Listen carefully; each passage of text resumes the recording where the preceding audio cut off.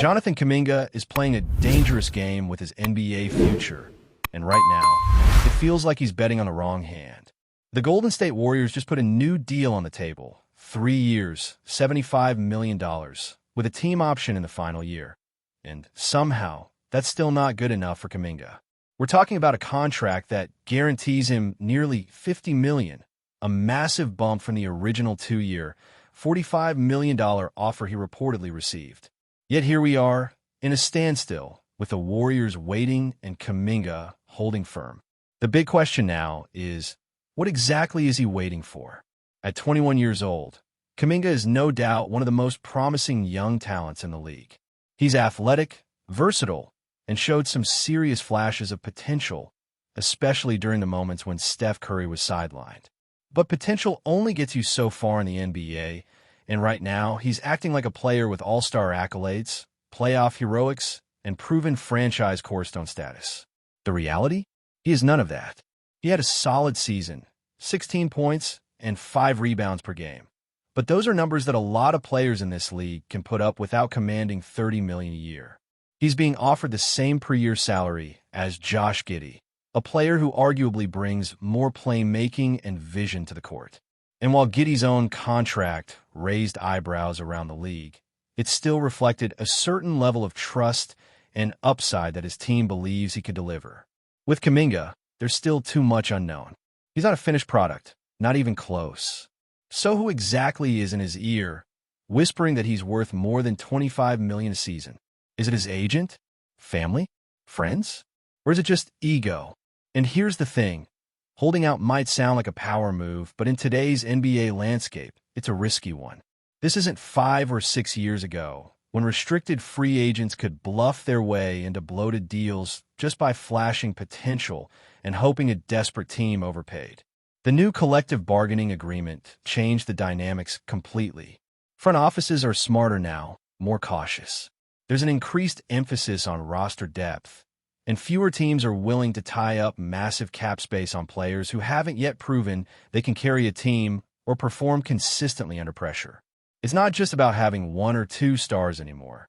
It's about having a deep, flexible rotation that can survive the grind of an 82-game season and a deep playoff run. So what does that leave Kuminga? If he's holding out for a sign-and trade, the Warriors don't exactly have a lot of leverage either. Due to the CBA rules, they can only take back roughly $12 million in salary if they trade him. And let's be real, that's nowhere near fair value. It doesn't benefit Golden State, and it doesn't help Kuminga either. It's basically an impasse with no clear exit. If he chooses to play on a qualifying offer and walks into unrestricted free agency next summer, a lot of things could go wrong. He could get injured. He could have a down season. He could fall out of favor in the rotation. And if any of that happens, good luck getting even $15 million a year on the open market. Think about it. What if the chemistry with Draymond Green continues to sputter? What if Steve Kerr decides to lean more heavily on veterans or other young guys making the leap? What if Kuminga's production dips below the expectations he's now setting for himself with this holdout? It's not like he's coming off a breakout playoff run or a dominant regular season. Teams don't pay based on what you might become. They pay for what you've already shown you can do. And Kuminga hasn't yet shown he's a foundational piece. The comparison to Jalen Green is another important point.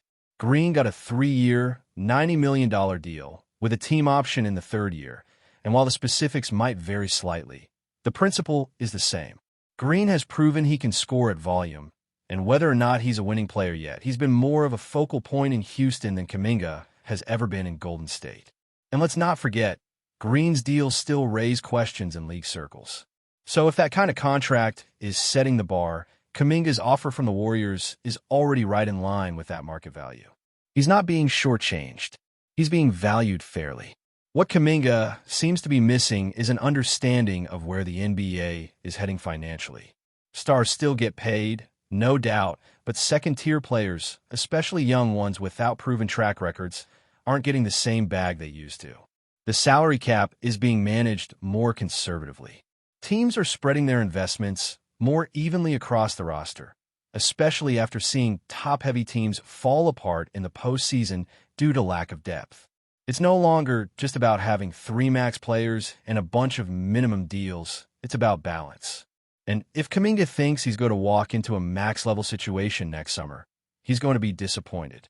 There's also the optics of all this. By dragging this out, Kuminga isn't just hurting his relationship with the front office. He's also impacting the rest of the roster. Golden State has already lost a few players while waiting for this situation to resolve, and they can't fill out the rest of their bench until they know what's happening with him. This team isn't trying to make the play-in. They're chasing championships. Every delay puts them further behind in building the kind of depth they need to contend. And let's be honest, the longer this holdout goes, the more it looks like Kuminga just doesn't want to be in the Bay Area anymore. If that's the case, fine. But you can't have it both ways. You can't demand star money, refuse to sign the contract that gives you financial security, and then also expect to be traded to a contender that views you as the centerpiece. That's just not how this works. If you want to be the guy, you're going to have to go to a team that's rebuilding, a team with no clear direction, where you can get your shots up and put up numbers. But don't expect that team to be in the playoffs. Don't expect them to be fighting for anything meaningful in April and May. And if that's not what you want, then the smart move is to sign the deal now, prove your worth, and either grow into the kind of player Golden State can't afford to lose, or boost your trade value so another team actually wants you badly enough to give up something real in return. As it stands, Kuminga is stuck, not because the Warriors don't believe in him, but because he's letting outside voices cloud his judgment. This is a pivotal moment in his career, and he needs to be honest with himself about who he is as a player right now, not who he hopes to be 3 years from now. There's still time to grow. There's still time to make that all-star leap. But right now, the offer on the table is generous and, frankly, probably the best he's going to get. And here's the kicker. If he signs that 2+1 deal, he still has flexibility. He gets nearly $50 million guaranteed. He gets the chance to hit free agency again in his prime. He can bet on himself while still securing his future. And if things don't work out with the Warriors, he becomes a highly movable asset at the trade deadline. He could be part of a package for a star. He could land on a team that gives him a bigger role. But none of that happens if he just keeps waiting and watching the market shrink around him. You have to wonder if this is about money at all anymore. Maybe it's about ego. Maybe it's about status. Maybe Kuminga doesn't want to feel like he's just another role player next to Steph, Klay, and Draymond. Maybe he sees himself as the next face of the franchise and wants to be paid like it right now. But here's the problem. He hasn't earned that yet. In Golden State, you earn your status. Even Jordan Poole, for all the drama that followed him, had to prove himself with playoff performances and big-time moments before he cashed in. Kuminga has had flashes, no doubt. But flashes don't get you max contracts. Consistency does. And right now, consistency is the biggest question mark with Kuminga. Can he defend at a high level for 40 minutes a night? Can he hit open shots when defenses collapse on Steph? Can he create his own shot in half-court sets when the game slows down in the playoffs? These are the things teams are evaluating when they look at his value, not just his athleticism or highlight dunks. You can be explosive, you can look like a future star, but until you put it together night after night, you're still just potential. That's why the Warriors' offer makes so much sense. It's a bridge, a commitment to him, but not a blind one. It says, we believe in you, but show us you're worth building around. It gives Kuminga the chance to grow into the player he thinks he is, without forcing the team to take on unnecessary long-term risk. And if he proves them right, that team option in year 3 becomes a no-brainer. Or maybe he even outplays the deal and lands an even bigger extension before that 3rd year comes around. But by turning this offer down, he's essentially saying, I'm already that guy, when the league hasn't seen that yet. And it's not like Golden State is lowballing him. They're offering him the kind of money that very few players on rookie deals ever see without an all-star appearance. It's life-changing money, generational money. And yet, somehow, it's still not enough. That sends a message, not just to the Warriors' front office, but to the rest of the league. Teams talk. They take notes on players who make contract negotiations harder than they need to be. They remember who caused delays in roster building. They remember who thought they were bigger than the team. And while that doesn't mean Kuminga is burning bridges just yet, the longer this plays out, the more smoke starts to rise. Meanwhile, the Warriors are trying to move forward. They've got their eyes on free agents. They're exploring ways to retool around Steph for one more title run. But they can't finalize moves until this situation is resolved. That's why it's so important for Kuminga to recognize the bigger picture. It's not just about him. It's about the ripple effects. Every day this drags on, Golden State misses out on veteran signings, on bench upgrades, on building the kind of depth that wins playoff series. And as much as they value Kuminga's upside, they're not going to let one player hold their entire offseason hostage. If he really wants out, then fine, make that clear. But don't expect to control the terms. The Warriors aren't going to just ship him off to a team of his choosing with a big bag of money waiting. That's not how this league works. And if he thinks teams are lining up to trade meaningful assets for a player who hasn't proven he could be a top 3 option yet, he's in for a rude awakening. The reality is, most front offices are going to look at this situation and say, if he's this difficult now, what happens when he's actually paid? That's not the narrative you want following you into free agency. Let's be real here. This is Golden State we're talking about. A franchise that turned Steph Curry from an undersized shooter into the greatest point guard of his generation. A team that helped develop Draymond Green from a second-round afterthought into a defensive player of the year. They know how to develop talent. They know how to put players in positions to succeed. Kuminga is in a system built to maximize his strengths. He's surrounded by championship pedigree. He's learning from future Hall of Famers every single day. There's no better environment for growth in the league.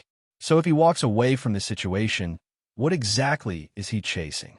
He could end up on a team like the Hornets or the Pistons, getting more touches, sure, but also racking up losses and fading into irrelevance. Is that worth it? Is being the guy on a team going nowhere better than being a vital piece on a championship-caliber squad? That's the decision he has to make. And the clock is ticking. Because if this standoff continues into training camp, it's going to become a distraction. Teammates are going to start asking questions. Coaches are going to have to answer for his absence. And the fan base, which has been incredibly patient with his development, may start to turn. That goodwill isn't infinite. Warriors fans want to win. They want players who are all in. They want to know that the guys wearing their jersey are focused on rings, not just paychecks. And right now, Kuminga is giving off the wrong message. Before we continue, make sure to leave a like and subscribe to the channel so you won't miss any exclusive Dubs updates. Let's keep going. There's a new name echoing through the halls of Chase Center, and it's not the one most fans expected to hear as training camp tips off. Kai Sotto, the 7'3" Filipino sensation known back home as the Tower of Manila, has suddenly become the latest storyline in the ever-curious world of the Golden State Warriors. According to whispers coming out of the team's practice facility, Sotto has already turned heads, most notably that of Stephen Curry. Witnesses say the two-time MVP was seen exchanging smiles and words of encouragement after a string of scrimmages in which Sotto held his own against the Warriors' veteran bigs.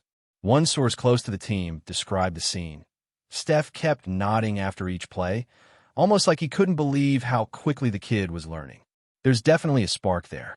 The Warriors, long known for their small ball revolution, aren't exactly famous for cultivating giants. Yet, Sotto's combination of size, mobility, and touch around the rim has reportedly given coaches something to think about. While it's far too early to talk about rotations or minutes, insiders suggest that Golden State has quietly finalized a deal to keep the 21-year-old prospect in camp longer than initially expected. Fans in Manila have already ignited social media with excitement, hailing Sotto's arrival in the Bay Area as a dream come true for Philippine basketball. For Warriors followers, the chatter is less about marketing and more about curiosity. Could this towering newcomer actually carve out a role in a roster built around shooting, spacing, and quickness? What's clear is that the buzz is real. Nobody in the Warriors' orbit is calling it official yet, but the murmurs grow louder with each practice. The idea of the Tower of Manila standing tall beside Curry and company isn't just a fantasy anymore. It's a rumor gathering the weight of possibility. And in the NBA, sometimes whispers are the first sign of history about to be made. Stay updated exclusively with the latest Dub Nation news. Subscribe to our channel and hit the like button to keep getting daily updates on the Warriors. Don't forget to share your thoughts in the comments. Your input is essential for the Dubs community. Stay tuned for the next video.